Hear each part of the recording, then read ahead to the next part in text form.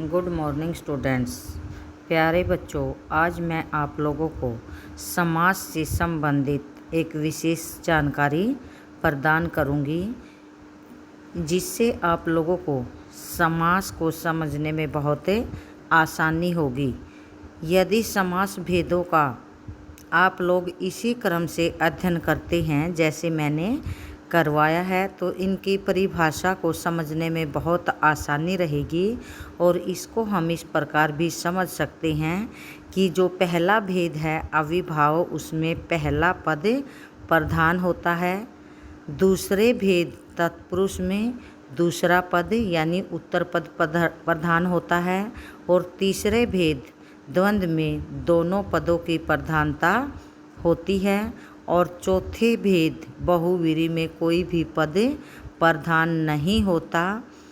और जो क्रमधारीय समास है, इसको हम तत्पुरुष के भेद के अंतर लाते हैं, क्रमधारीय और द्विगु समास को। तो द्विगु की सबसे आसान सी पहचान है जिसका पहला पद संख्यावाची होता है, यानी जिसके पूर्व पद में संख्या होती है। और क्रमधारीय में विशेषण, विशेष्य या उपमान उपमेय का प्रयोग होता है। या तो विशेष्य की विशेषता बताई जाती है या उपमेय और उपमान में तुलना की जाती है। तो इस तरह से आप लोगों को समास के भेदों को समझने में बहुत आसानी रहेगी। अब हम बात करते हैं क्रमधारीय और बहुव्रीहि में अंतर। जो क्रमधारीय समास है उसमें विशेषण, विशेष्य या उपमान उपमेय का प्रयोग होता है, यानी जैसे कि बार बार बताया जा चुका है, या तो विशेष्य की विशेषता बताई जाती है या फिर उपमेय और उपमान में आपस में तुलना की जाती है।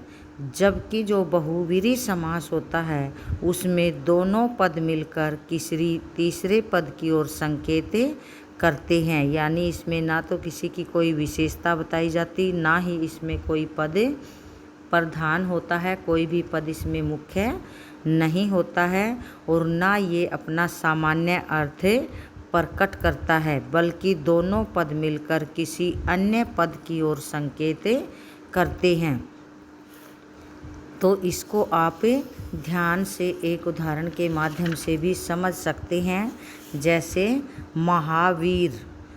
तो हम जब इसका विग्रह करेंगे महान वीर, तो यहाँ पर जो वीर शब्द है वो संज्ञा है और उसकी विशेषता बताई गई है कि वो महान है। तो इसलिए यहाँ पर कर्मधारय समास है।